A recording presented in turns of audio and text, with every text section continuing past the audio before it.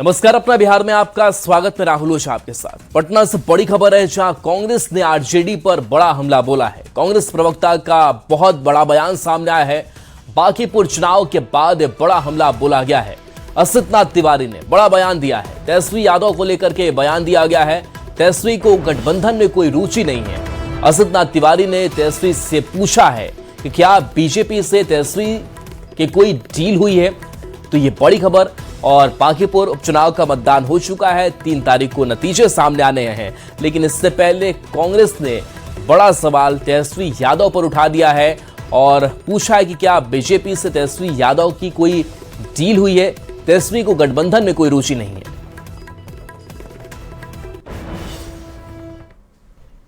बिहार में इंडिया गठबंधन में सबसे बड़ा जो घटक दल है वो राजद है, लिहाजा राजद की जिम्मेदारी भी बड़ी है। बांकीपुर चुनाव में आपने देखा कि राजद ने महागठबंधन या इंडिया गठबंधन का कोई सार्थक इस्तेमाल नहीं किया। पता नहीं क्यों नहीं किया। हो सकता है तेजस्वी जी की रुचि नहीं रही हो, वो अलग मसला है। बीते विधानसभा चुनाव में कई जगह फ्रेंडली फाइट की नौबत आ गई, ये आपने देखा। और तब लोगों ने अफवाह उड़ा दी कि भाई तेजस्वी जी ने भाजपा के साथ अंदर खाने में कोई डील कर रखी है। अब तो राजद के अंदर खाने ये चर्चा होने लगी है कि हाँ, क्या सचमुच तेजस्वी जी ने भाजपा से कोई डील कर रखी है क्या। जो तीसरी बात बांकीपुर चुनाव में देखने को मिली, जो राजद का कोर वोट बैंक है, मुस्लिम यादव जो समीकरण है, उसमें भी बिखराव दिख रहा है। तेजस्वी जी अपना समीकरण बचाने में भी पूरी तरह से सफल नहीं दिख रहे हैं। गठबंधन में उनकी कोई दिलचस्पी नहीं दिख रही है। बहुत सारे फैक्टर हैं। अंदर जो अफवाहें चल रही हैं उसको भी वो नहीं रोक पा रहे हैं। रवीश नारायण है फोन लाइन पर, न्यूज 18 संवाददाता। रवि, तेजस्वी की बीजेपी से क्या डील हुई है, ये सवाल खुद उनके गठबंधन के साथी उठा रहे हैं, कांग्रेस उठा रही है। किस तरीके से इस बयान को देखा जाए असित तिवारी के?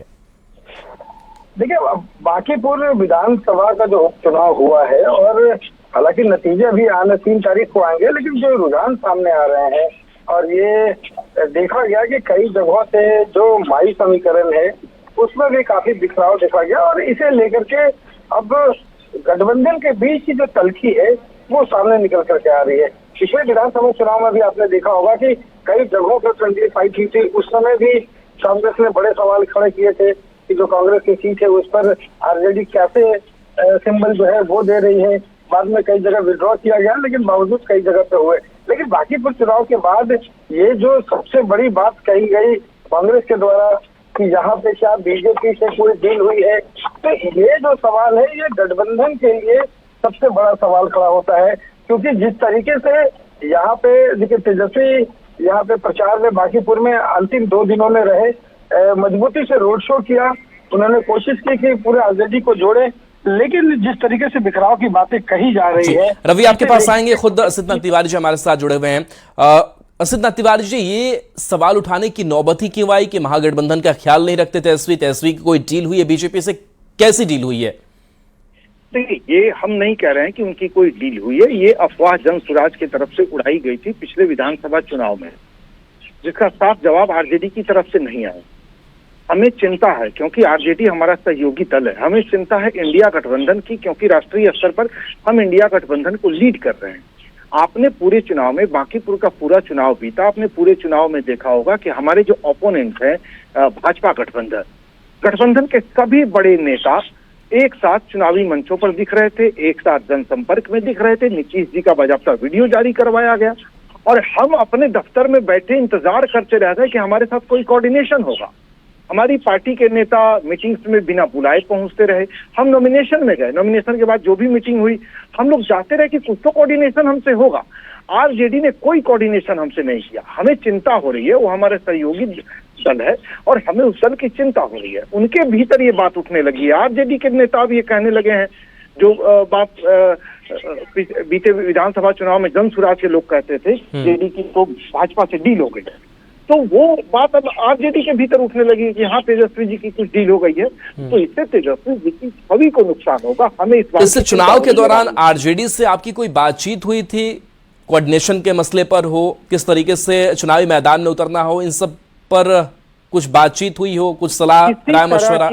किसी तरह की राहुल जी कोई बात नहीं हुई। विधानसभा चुनाव में जैसे आरजेडी ने सीटों पर एक पक्षीय फैसला लेकर अपने उम्मीदवार दिए, अपने उम्मीदवार उतार दिए जी, स्थिति इस बार भी है।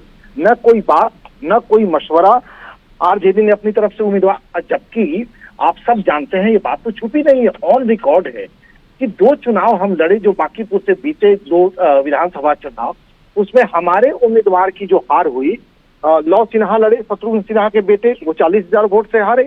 कुमार आशीष लड़े, वो 39,000 वोट से हारे। और रेखा गुप्ता जो आरजेडी उम्मीदवार लड़ी, वो 51,000 वोट से हार गई। फिर दोबारा उन्हीं को उम्मीदवार बनाना।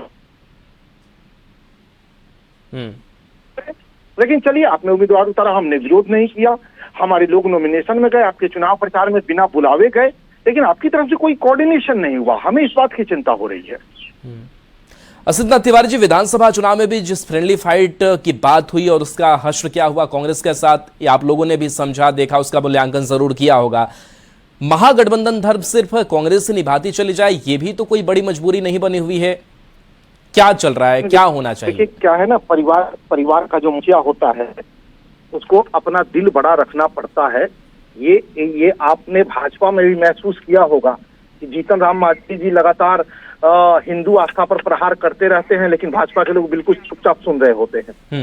ये हर परिवार के बड़े भाई की परिवार। चलिए असित जी, आपके पास आएंगे। आरजेडी से जयंत जिज्ञासु जी हमारे साथ हैं, जुड़े हुए हैं, आरजेडी के प्रवक्ता है। जयंत जी, जो असित तिवारी आरोप लगा रहे हैं कि ना आप लोग कोई कोऑर्डिनेशन का भी करते हैं, ना कोई आप राय मशवरा समझते हैं, ना गठबंधन धर्म का पालन आप करते हैं, और कई बड़े आरोप और इस तरीके की चर्चाएं हो रही कि क्या तेजस्वी की कोई बड़ी डील भी बीजेपी के साथ हुई है। आपका क्या स्टैंड है? आरजेडी क्या सोचती है इन आरोपों पर? मैंने अक्षर से नहीं है असित जी ने क्या कहा है। असित जी तो बहुत अनुभवी व्यक्ति हैं और हम इस बात को समझते हैं कि पूरा गठबंधन आज युवाओं के और छात्रों के मुद्दे पर एकजुट है और देश की सरकार से भी जवाबदेही चाहते हैं लोग। और बिहार की सरकार ने भी जिस तरह से बर्बरता किया है, पुलिस की हो या जो, उसको बांकीपुर के लोगों ने भी देखा है।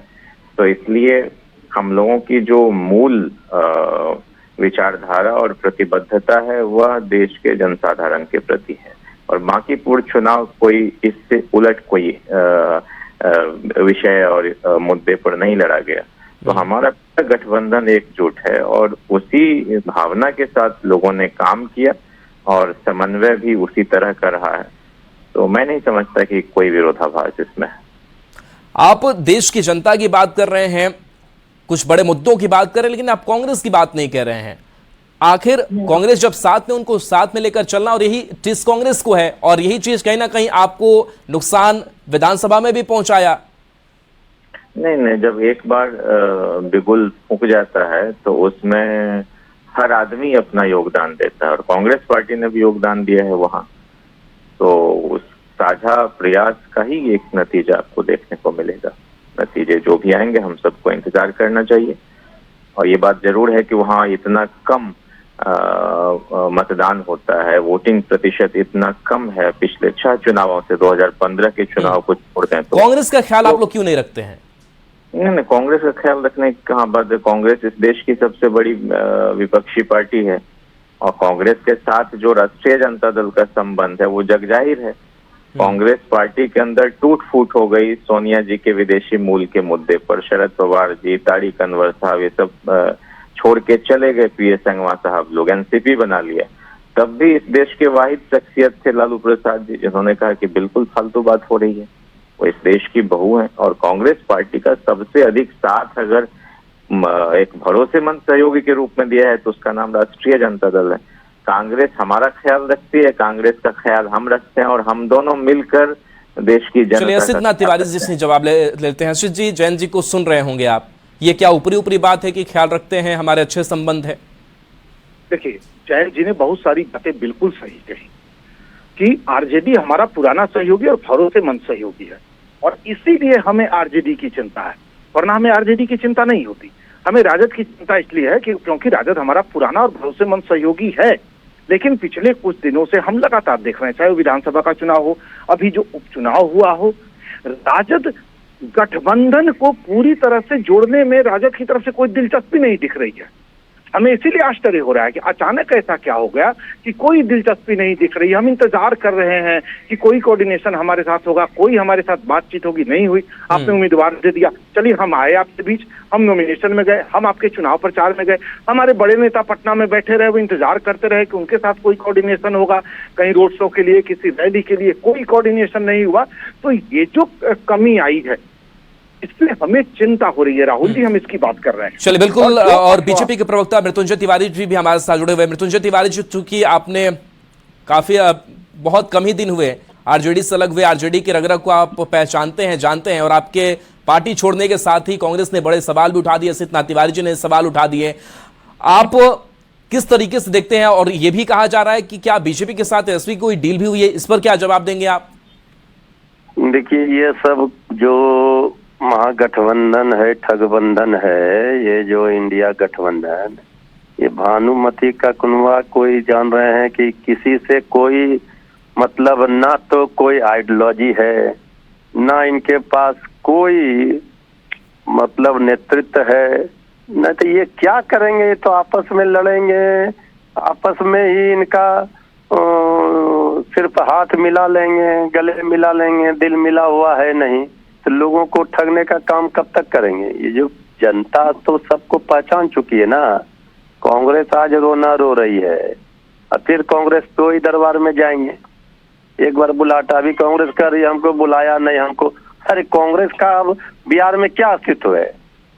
कांग्रेस पार्टी तो पूरा राजद के सामने घुटना टेक कर खड़ी है हिम्मत वाला कांग्रेस हो जाए।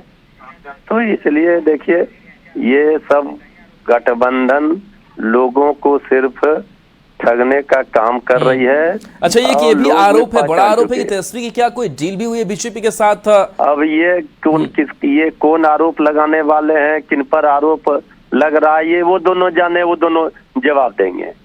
यहाँ देश की न चिंता इन लोगों को, न बिहार की चिंता। यहाँ तो माननीय मुख्यमंत्री श्री सम्राट चौधरी जी बिहार के 14 करोड़ जनता के सपनों को साकार करने के लिए लगे हुए हैं। बिहार को विकसित बिहार बनाने के लिए, समृद्ध बिहार बनाने के लिए कांग्रेस की हैसियत पर भी सवाल मृत्युंजय तिवारी जी उठा रहे हैं। क्या जवाब देंगे? क्या वाकई जो पिछलग्गू होने की बात कही जाती है और कहा जाता है कि आरजेडी खुद को सर्वोपरि मानता है, जगह वो अहमियत नहीं दी जाती है, फिर भी आखिर ये मजबूरी क्यों रहती है हमेशा कि नहीं साथ रहेंगे ही? देखिए, मृत्युंजय जी ने अभी एक बात कही कि बिहार के माननीय मुख्यमंत्री जी 14 के सपनों को साकार कर, उन 14 करोड़ में हमारे बड़े भाई मृत्युंजय तिवारी जी भी शामिल हैं। देखता हूँ इनके सपने साकार होते हैं कि नहीं, पहले तो यही मैं देख लूंगा। और रही बात, हमने आपको शुरू में कहा कि ये निश्चित तौर पर आरजेडी हमारा सबसे पुराना और सबसे, अरे पहले अपना सहयोगी से लड़िए ना, मृत्युंजय तिवारी से क्या लड़ रहे हैं? भैया सुन लीजिए। हमारा अपना साकार। अरे भैया, हम कह रहे हैं कि आपको आरजेडी में प्रॉब्लम है, हमको हमारा सपना पे कहाँ आ गए? बहुत जल्दी अपना पीड़ा हो जाती है। अपना पूरा कीजिए ना, पार्टी को बचाइए। नया मुल्ला बने हैं, प्याज ज्यादा खाइए। नया मुल्ला तो आप तो मुल्ला बन ही नहीं पा रहे हैं। अरे नया मुल्ला बने हैं, इधर के रह पा रहे हैं, उधर के रह पा रहे हैं। तो पहले अपने ना गिरेबान में झांकिएगा। सुन लीजिए, नया मुल्ला प्याज ज्यादा खाता है। पहले आरजेडी को सुनाइए। पहले हमारे कहने से आपके सपने साकार हो जाए तो कितनी अच्छी बात भाई। आप आरजेडी से लड़िए, पहले वहाँ पिंड छुड़ाइए। पहले आपको पूछिए नहीं रहा है, बड़े नेता काफी बोल रहे हैं। हम 14 करोड़ भाई, उस 14 करोड़ में आप भी शामिल है। मेरे सपने पूरे ना हो, आपके तो हो जाए, मैं तो यही कामना कर रहा हूँ। बिहारियों की चिंता है, आपको अपने नेता की चिंता है कि आरजेडी ने पूछा नहीं रोड शो में, आप ही ना बोल रहे हैं भाई। तो जो सपने आपके हैं, कोई एक सपना वो पूरा कर दें, चलिए हमारी यही कामना। अब सुन लीजिए, अब मेरा पक्ष भी सुन लीजिए, बड़ी तिलमिलाहट हो जाती है, सर आगे बढ़ गए। हाँ, तो मैं ये कह रहा था कि हमें इस बात की चिंता है कि हमारा सहयोगी दल पिछले मैंने विधानसभा चुनाव का उदाहरण इसीलिए दिया। फ्रेंडली फाइट कौन सी फाइट होती है? फाइट तो आमने सामने की होती है। वो नौबत आई ही क्यों? तो कहीं तो गलतफहमी थी ना हमारे बीच, तब तो वो नौबत आई। कहीं तो गलतफहमी थी। ये हम दुनिया से छुपा कैसे लेंगे? हम कैसे जनता को कह देंगे कि नहीं हमारे बीच कोई गलतफहमी नहीं थी, हम तो रजामंदी से फ्रेंडली फाइट कर रहे थे? मतलब हम राजामंदी से एक दूसरे को हराने में लगे हुए थे? ऐसा कहीं होता है क्या कि रजामंदी से हम मित्र हैं और दोनों मित्र एक दूसरे को हराने में लग गए? नहीं। इसीलिए हम कह रहे हैं कि फ्रेंडली फाइट टाइप की कोई फाइट नहीं होती है। ये स्थितियां आई, हमें उसी दिन सचेत हो जाना चाहिए था। हमने वही गलती फिर बांकीपुर में कर दी। लगता है सर हम बार बार एक ही तरह की गलती क्यों करें? हम बार बार एक ही तरह की गलती करके हम बीजेपी को जीतने का मौका दे रहे हैं। मैं ये बात इसलिए कह रहा हूँ क्योंकि मुझे चिंता गठबंधन की है, मुझे चिंता अपने सहयोगी राजद की है। चलिए ऐसे जी, जयंत जी भी आपकी बात को सुन रहे होंगे कि मित्र बनकर ही ये कहीं ना कहीं कह सकते हैं कि नुकसान भी पहुंचाया जा रहा है एक दूसरे को। जयंत जी जवाब दे दीजिए। नहीं, देखिए, मैं सिर्फ इतना कहना चाह रहा हूँ कि किसी भी राजनीतिक संघर्ष में बहुत ही दूरदर्शिता के साथ लड़ा जाता है, और जब सामने इतना बड़ा आपके सांप्रदायिक ताकत हो तो उसके बाद तो किसी भी तरह की ढिलाई आपके लिए परेशानी का सबब बन सकती है। और ये मैं नहीं कहता, स्वयं जो राज्यसभा सांसद हैं कांग्रेस पार्टी के अखिलेश प्रसाद सिंह जी ने, इस देश के राष्ट्रपति रहे, उपराष्ट्रपति रहे, बिहार के गवर्नर भी रहे डॉक्टर जाकिर हुसैन साहब, उनके नाती रहे विदेश मंत्री सलमान खुर्शीद साहब, उनकी मौजूदगी में चल बिल्कुल, तो जो टीस से कांग्रेस की वो भी शायद समझना चाहिए। जयंत जी आप लोगों को भी, आरजेडी को भी। चलिए बहुत बहुत शुक्रिया जुड़ने के लिए, अपनी बातें रखने के लिए। सिद्धनाथ तिवारी जी आपका भी बहुत बहुत शुक्रिया, मृत्युंजय जी आपका भी बहुत बहुत शुक्रिया, जयंत जी आपका भी शुक्रिया। बढ़ते आगे, बिहार के पंचायती राज मंत्री दीपक प्रकाश आखिरकार अपनी कुर्सी बचा सकते हैं और इसके लिए अपनी कुर्सी की कुर्बानी दी है बीजेपी एमएलसी देवेश कुमार ने। दरअसल दीपक प्रकाश के बिना किसी सदन के सदस्य बने मंत्री बनने पर सुप्रीम कोर्ट ने सख्त टिप्पणी करते हुए बिहार सरकार से जवाब मांगा और कुछ ही घंटे बाद एमएलसी देवेश कुमार ने एमएलसी पद से इस्तीफा दिया है। आखिर क्या है पूरा मामला, इस रिपोर्ट में दिखाते हैं। भारतीय संविधान का अनुच्छेद 164(4) एक ऐसा कानून जो बिना कोई चुनाव जीते किसी को भी मंत्री बनने की सहूलियत देता है। इसी कानून के तहत आरएलएम प्रमुख उपेंद्र कुशवाहा के बेटे दीपक प्रकाश को भी पहले नीतीश कैबिनेट फिर सम्राट कैबिनेट में मंत्री बनाया गया। पर इस कानून में एक पेच ये है कि ये नियम केवल 6 महीने की अस्थायी छूट ही देता है, यानी 6 महीने के भीतर अगर किसी भी सदन की सदस्यता नहीं मिली तो मंत्री पद जा सकता है। इसी अनुच्छेद का हवाला देते हुए देश की सर्वोच्च अदालत में एक याचिका दायर की गई। दरअसल 20 नवंबर 2025 को दीपक प्रकाश पहली बार मंत्री बने, बिना विधानमंडल के सदस्य के मंत्री बनाए गए। 7 मई 2026 को नई सरकार बनने पर दोबारा मंत्री बने। पहली बार मंत्री बनने के बाद 6 महीने बीत चुके हैं। 6 महीने की अवधि 20 मई 2026 को समाप्त हो गई। सुप्रीम कोर्ट में दीपक प्रकाश के मंत्री पद को चुनौती देने वाली याचिका दायर की गई। याचिका पर सुनवाई करते हुए कोर्ट ने सख्त टिप्पणी की और बिहार सरकार से पूछा कि बिना एमएलए या एमएलसी रहे दीपक प्रकाश किस अधिकार से मंत्री बने हुए हैं। कोर्ट की टिप्पणी के कुछ ही घंटों बाद बिहार में एक बड़ा सियासी खेला हो गया। बीजेपी एमएलसी देवेश कुमार ने शाम के करीब 4:30 बजे विधान परिषद सदस्यता से इस्तीफा दे दिया। सर आपने इस्तीफा दे दिया है? मैंने इस्तीफा दे दिया। सभापति को आपने इस्तीफा दिया और सभापति को इस्तीफा देने का सर क्या कारण? बड़ा लोगों में लगता है कि मैं कोई इस पर टिप्पणी नहीं करना। देवेश कुमार ने तो कैमरे पर कुछ भी कहने से मना कर दिया। माना जा रहा है कि देवेश कुमार ने दीपक प्रकाश को एमएलसी बनाने के लिए अपनी कुर्सी कुर्बान की। इधर सुप्रीम कोर्ट ने 4 अगस्त को मामले पर सुनवाई की अगली तारीख तय की है। अब देखना होगा कि दीपक प्रकाश कोर्ट की अगली सुनवाई से पहले शपथ लेते हैं या इस सियासी पिक्चर में कोई और प्लॉट ट्विस्ट आता है। पटना से न्यूज 18 के लिए संवाददाता शैलेंद्र और रवि एस नारायण की रिपोर्ट। इधर पंचायती राज मंत्री दीपक प्रकाश ने बड़ा बयान दिया है। मंत्री पद पर बने रहने के सवाल को लेकर सुप्रीम कोर्ट की टिप्पणी पर उन्होंने सीधा सीधा बोलने से मना किया है। हालांकि उन्होंने एमएलसी देवेश कुमार के इस्तीफे को भी बिल्कुल अलग मामला बताया है। दीपक प्रकाश ने कहा कि उनके मंत्री पद बचाने या एमएलसी बनाने के सवालों का देवेश कुमार के इस्तीफे से कोई संबंध नहीं है। दीपक प्रकाश ने कहा कि देवेश कुमार ने किस कारणों से इस्तीफा दिया है इसकी उन्हें कोई जानकारी नहीं है। सुप्रीम कोर्ट में है तो उस पर जवाब देना बहुत उचित नहीं रहेगा, कुछ भी बोलना। जो भी बातें हैं सुप्रीम कोर्ट के समक्ष रखी जाएंगी। जगह जी का केस खाली कराया गया है, जिस प्रकार से सुप्रीम कोर्ट का आदेश आया है। नहीं, अब दोनों चीजों को पता नहीं किस प्रकार से जोड़ के देख रहे हैं, मेरी समझ में नहीं आ रहा है। उन्होंने किस कारण से इस्तीफा दिया है इसकी भी मुझे जानकारी नहीं है और इसके बारे में बहुत कुछ नहीं बोल पाऊंगा। अगर मौका मिलता है नहीं, अगर मौका मिलने की इसमें कोई बात नहीं है। दोनों चीजों को जोड़कर आप तीन चीजों को एक्चुअली अब जोड़ कर देख रहे हैं, सुप्रीम कोर्ट की बात, उनके इस्तीफा, एक और तीसरी बात को जोड़ करके देख रहे हैं। लेकिन तीनों चीजों को जोड़ने के लिए कहीं कोई तथ्यात्मक बात, कोई भी औपचारिक बात सामने नहीं है, तो इस पर तीनों चीजों को जोड़कर नहीं देखा जाना चाहिए। देवेश कुमार के इस्तीफे के बाद सियासी हलचल तेज है। उपेंद्र कुशवाहा सीएम सम्राट चौधरी के आवास पर पहुंचे। सम्राट चौधरी से मुलाकात कर दीपक प्रकाश के मुद्दे पर बातचीत की। दीपक प्रकाश जल्दी एमएलसी बन सकते हैं। देवेश कुमार के इस्तीफे के लिए बाद एमएलसी के लिए सीट खाली हो गई है।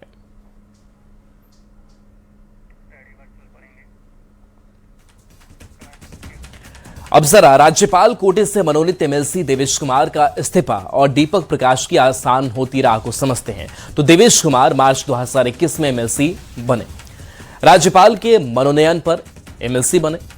2027 में कार्यकाल पूरा होने वाला था। दीपक प्रकाश किसी सदन के सदस्य भी नहीं है। दीपक के मंत्री बने रहने पर ही सवाल उठे। दीपक के मंत्री बने 6 महीने से ज्यादा हो चुके हैं और यही संवैधानिक संकट है और इसके समाधान की कोशिश हो रही है। अब देवेश की जगह एमएलसी दीपक बन सकते हैं। दीपक एमएलसी बने तो मंत्री पद बच जाएगा। चलिए बढ़ते आगे, कुछ और खबरों की बात कर लेते हैं। और ये खबर पूर्णिया से है, जहां अपराधियों ने गोली मारकर हत्या की है। चंदन जायसवाल को 5 गोली मारी गई है। चौमिन का ठेला चंदन लगाता था। लड़की को भगाने का पुराना विवाद था। छोटू ऋषि पर परिवार का बड़ा आरोप है। केस उठाने की धमकी छोटू देता था। कुछ दिन पहले ही जेल से बाहर आया था। चंदन के परिवार का बड़ा आरोप है कि बीती रात चंदन को गोली मारी गई।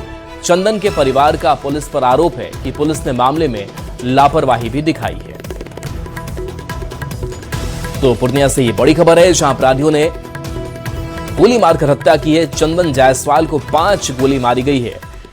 बता दें कि लड़की को भगाने का पुराना विवाद एक बताया जा रहा है। पुलिस पर भी लापरवाही के आरोप लग रहे हैं। 5-6 महीना पहले झगड़ा हुआ था, उसी के कारण। किससे झगड़ा हुआ? ये छोटू ऋषि और मंजे ऋषि। किस बात को? मेरी भगनी को लेके भागा था, उसी का मैटर में केस किए थे। उसी में मतलब कि वो जेल से छूट के आया था। गोली है, मारने का धमकी देता है, फिर भी वो लोग थाने वाले कुछ नहीं किया, सिर्फ आवेदन ले लिया। न रसीद देते थे न कुछ देते थे। वहाँ का कैमरा में आप देख सकते हैं। थाना में हम लोग कितना बार गए हैं वहाँ थाना पर। वही धमकी देता, वही लड़की थी, उसी को लेकर भाग गई थी। नाबालिग लड़की थी, 13 साल की लड़की थी, उसको लेकर भाग गया। उसी विषय लेके थाना में केस उस किए थे। उसका बहन रहता है इधर, बहन तीनों भाई जाकर वहाँ उस लड़की का छोटी उम्र में शादी कर दिया। वहाँ से उस लड़की को लाए, लड़की को थाना में भी रखा, बच्चा वाला जेल में भी रखा। इसी विषय में उसको जेल में कर दिया गया था सर। यही धमकी देता था सब, पूरा परिवार उस जगह का, सब आस पास की, जल्दी निकालो नहीं तो पूरा खानदान को मार देंगे। कुमार प्रवीण फोन लाइन पर है। प्रवीण, क्या अपडेट है हत्याकांड को लेकर? देखिए, ये रात के लगभग 11:15 बजे की घटना है। जो ये दुकानदार था वो अपने घर जा रहा था, तभी मरंगा चौक के पास कुछ अपराधी आया और उससे 6 गोली मारा, जिसमें कि 1 गोली तो नहीं लगी, 5 गोलियां लगी और उन्हें आनंद फानंद में निजी अस्पताल लाया गया, जहां डॉक्टरों ने उन्हें मृत घोषित कर दिया।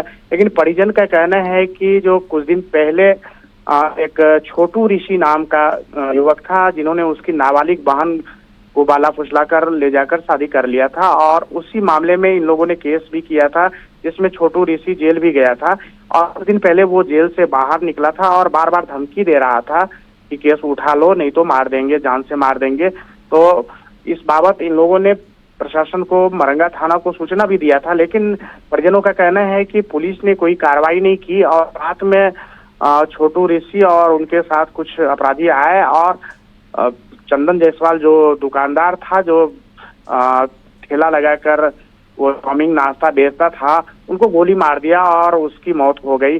फिलहाल लोगों में काफी आक्रोश है, हालांकि घटना की सूचना मिल गई बिल्कुल, तो है। पुलिस पर भी लापरवाही के और आरोप लोग आक्रोशित है। शुक्रिया इस अपडेट के लिए।